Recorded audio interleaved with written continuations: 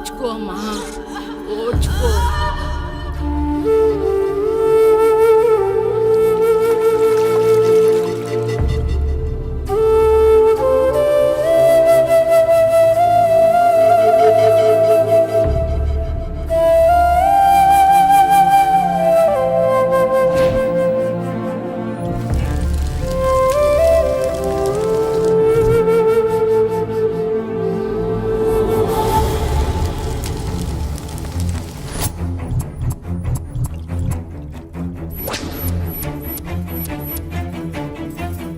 కొంచెం ఓర్చుకో, ఒక గంట ఆగితే ఆ దేవుడు కరుణిస్తాడు.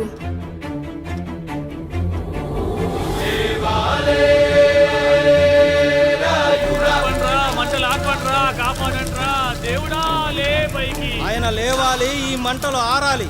నీ కంటిలోని ఒక్క పొట్టు ఈ మంటల మీద పడినా ఈ ఊరే కన్నీరు పెడుతుంది.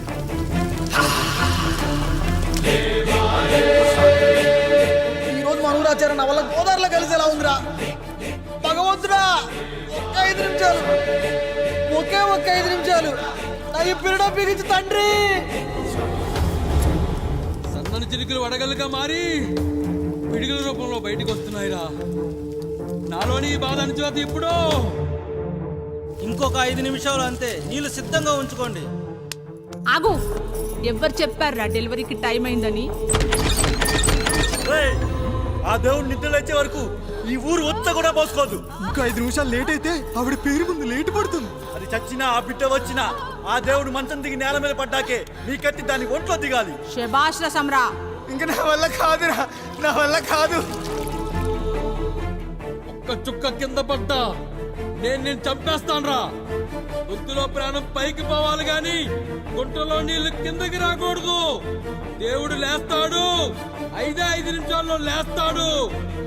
ఓర్చుకో.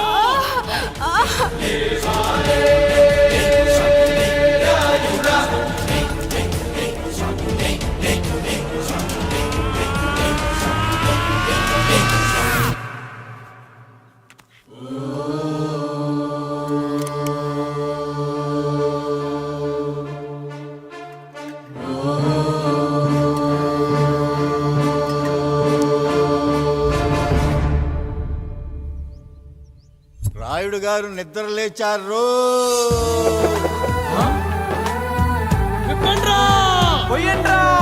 నీవు సేరదా లగెత్తండి.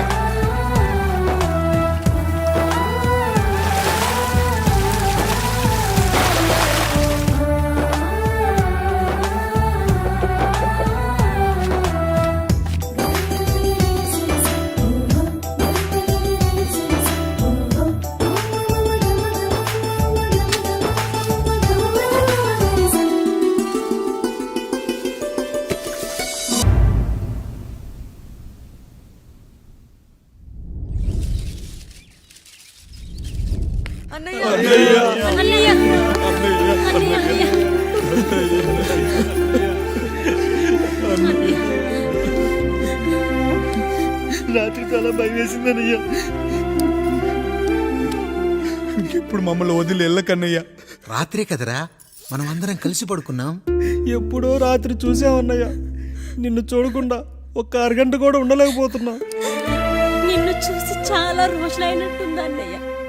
రాత్రంతా ఎక్కడికి వెళ్ళావన్నయ్య? అసలు ఎక్కడికి వెళ్ళారండి? ఇంట్లో దోమలు కుడుతున్నాయని అలా పక్కనే ఉన్న గడ్డివాం దగ్గర పడుకున్నా. మన రత్తాలు వాళ్ళ ఆయన ఊళ్ళో లేడంది. సరే అని తను తోడుగా తీసుకెళ్ళా.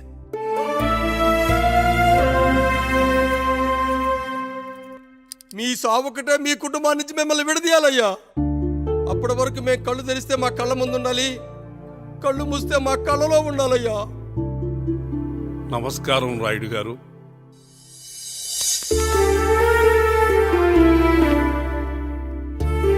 నమస్తే. ఏం జడ్జి గారు ఎప్పుడొచ్చారు? ఇప్పుడే. రాయుడు గారు, మీ కుటుంబం గురించి వినడమే గాని ఇప్పుడే చూస్తున్నాను. ఒక్కసారి మీ కుటుంబ సభ్యుల్ని నాకు పరిచయం చేయండి రాయుడు గారు. వాళ్ళు నా తమ్ముళ్ళు.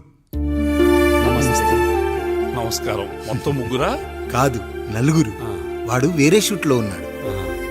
వీళ్ళు నా చెల్లెళ్ళు. నమస్కారం తల్లి. వీళ్ళు నా భార్యలు, నమస్కారం అమ్మా. వీళ్ళు నా బంధువులు.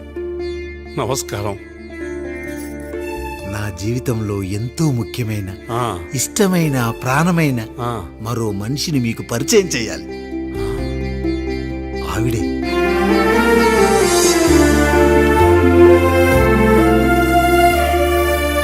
నమస్తే తల్లి. ఆవిడ మా పని మనిషి. ఆ? తను వాళ్ళ అమ్మాయి, నాకు కూతురు లాంటిదే. ఆహా.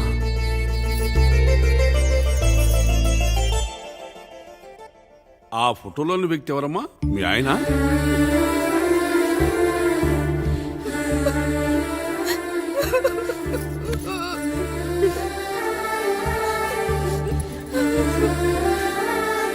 చనిపోయారా? అయ్యో లేదండి, ఎక్కడ పడితే అక్కడ ఏది పడితే అది వాగుతున్నాడని పోలీసులు నగర బహిష్కరణ చేశారండి. మళ్ళా ఎప్పుడొస్తాడు? నెక్స్ట్ సీన్కి వచ్చేస్తాడండి. ఈ అనుబంధాలు, ఆప్యాయతలు చూసిన తర్వాత నాకు ఒక కోరిక కలుగుతుంది రాయుడు గారు. మీరు కాదనరనే ధైర్యంతో అడుగుతున్నాను. అడగండి. నాకు ఒక్కతే కూతురు. ఆమెని మీ కుటుంబంలో సభ్యురాలుగా చేసుకుంటారని. తప్పకుండా.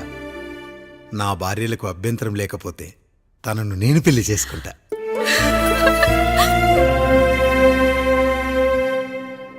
అయ్యో, మీరు పొరపాటుగా అర్థం చేసుకున్నారు. మీ పెద్ద తమ్ముడికి ఇచ్చి చేస్తారని.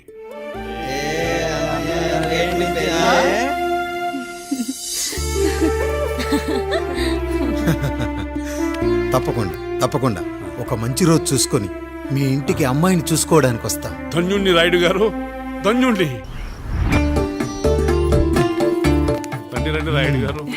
మీలాంటి పెద్దలు మా ఇంటికి వచ్చి మా అమ్మాయిని మీ కోడలుగా చేసుకోవటం. ఇంకా రాయుడు గారు ఏంటి బావగారు? బావగారు అని పిలవండి. సంతోషం. రండమ్మా. త్వరగా అమ్మాయిని పిలిపించండి. మా వాడు అసలే ఆగలేకపోతున్నాడు. మా వాడు చిన్నప్పటి నుంచి అంతేనండి, కక్కొచ్చినా ఏమొచ్చినా ఆపుకోలేడు. త్వరగా మీ అమ్మాయిని పిలిపిస్తే ఆ కళ్యాణం ఏదో చేసేద్దాం. అమ్మా జయమాలిని, అమ్మాయిని చూసురా.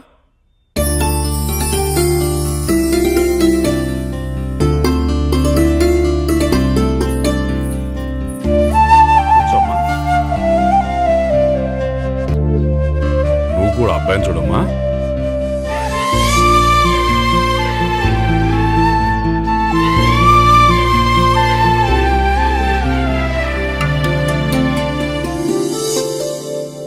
మా అమ్మాయి అని చెప్పుకోవడం కాదు కానీ అసలు ఈ కాలపిల్ల కాదు బావగారు.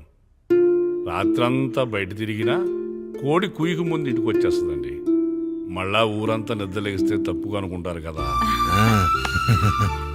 తను తిరిగే స్నేహితుల్లో పచ్చి తాగుబోతులు, తిరుగుబోతులు ఉన్నారు.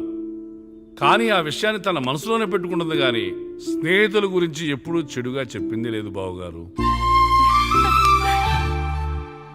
దీని చిన్నప్పుడే నా భార్య కారు డ్రైవర్తో కలిసి పక్క సందులోనే కూరగాయల మార్కెట్కి వెళ్ళి తప్పిపోయారు. అప్పటి నుంచి ఎంత వెతికించినా మా డ్రైవరు కనపడలేదు, నా భార్య దొరకలేదు.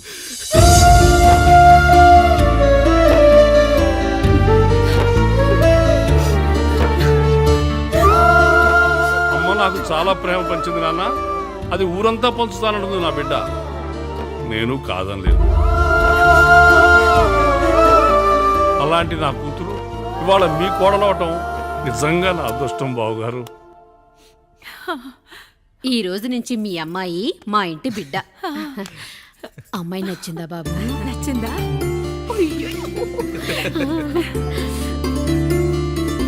వాడికేం తెలుసు అన్నయ్య గారు, చిన్న పిల్లాడు.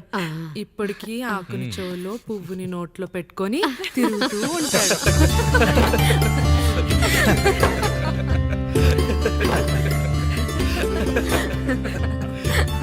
ఇంకంత శుభం అన్నమాట.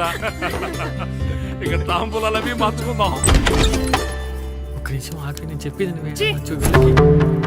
ఒకసారి నా మాట నేను ఒక్క క్షణం కూడా ఉండను. ప్లీజ్. అమ్మా శారదా, పెద్దవాళ్ళు వచ్చారమ్మా, మనల్ని చూస్తున్నారు. అమ్మాయికి పెళ్లి చూపులమ్మా, ఈ టైంలో నువ్వు ఇలా అలర్ట్ చేస్తే దాని జీవితం నాశనం అవుతుంది తల్లి. లోపలికి వెళ్ళు, తర్వాత మాట్లాడదాం. ఇక్కడ మీ కోడలు కాపురం కాలిపోతుంటే మీరు ఆ మంటల్లో మీ కూతురు పెళ్లికి కాఫీలు పెట్టిస్తున్నారా? ఈ ఇంట్లో నేను ఇంకొక క్షణం కూడా ఉండను. ఒక్క నిమిషం తల్లి, అసలు ఏం జరిగిందో నాకు చెప్పమ్మా. ఈయన మంచోడని 6 నెలల క్రితం నాకు పెళ్లి చేశారు. మొదట్లో బాగానే ఉన్నాడు, ఆ తర్వాత ఒక రోజు మందు కొట్టాడు. కొన్ని తాగింది దిగాక మంచోడుగా ఉంటాడు అనుకుంటే ఈ మధ్య చెడు తిరుగుళ్ళు తిరుగుతున్నాడు. ఊరవతల చిన్నిళ్ళు కూడా పెట్టేశాడు. మీరే చెప్పండి రాయుడు గారు, ఈ ఇంట్లో నేను ఉండాలా, వెళ్ళిపోవాలా, ఈయన్ని వదిలేయాలా, అక్కర్లేదా? ఎస్, వదిలేయాలమ్మా. వదిలేయాల్సింది నీ భర్తను కాదు, అతనిలోని లోపాలు. ఆశ్చర్యపోతున్నావు కదూ? ఒక మగాడి బాధ సాటి మగాడిగా నేను చెప్తానమ్మా. ఆడదాని ప్రేమ వెలిగించిన అగరొత్తి లాంటిది. ఒకడు వెలిగించగానే కొన్ని గంటల్లో బూడిదైపోతుంది. కానీ మగాడి ప్రేమ దీపం లాంటిది. తను కాలుతూ కూడా నలుగురిని వెలిగించుకుంటాడు. ఆ వెలుగులో ఆనందాన్ని వెతుక్కుంటాడు.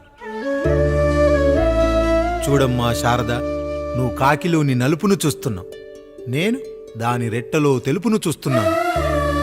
మొగడు మందు కొట్టొస్తే నిన్ను కొట్టలేదని సంతోషపడాలి గాని బాధపడకూడదమ్మా.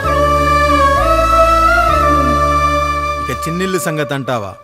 రుచిగా ఉందని లొట్టలేసుకుంటూ సగం తిన్న బిర్యానీలో కుక్క మూతి పెట్టిందని తెలిసాక దాన్ని పారేసుకుని ఆకలిని చంపుకోవడం కంటే నాకింది మనింటి కుక్కే కదా దాని మూతిపళ్ళు రాలగొట్టి ఇంట్లో కట్టేయాలి. నీ భర్త కూడా అలాంటి కుక్కలాంటి వాడేనమ్మా.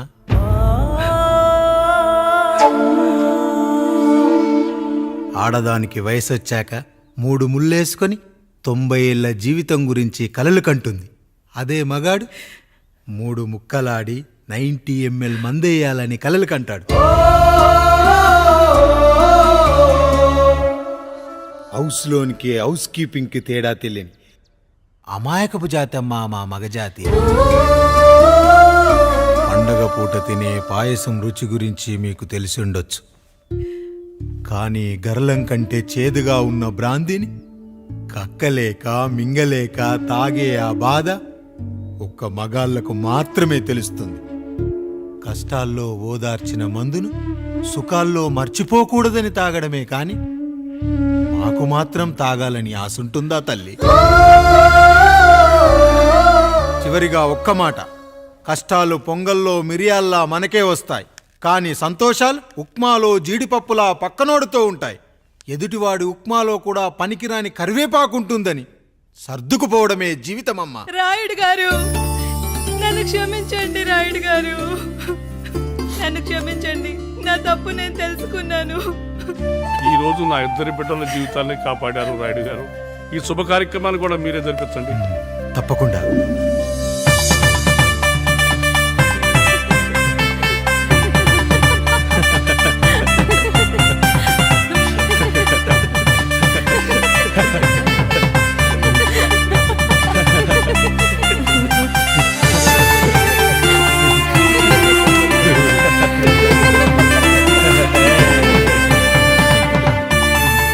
రాముడు, పండు, మీరు దీవించండి. మేము దీవించండి.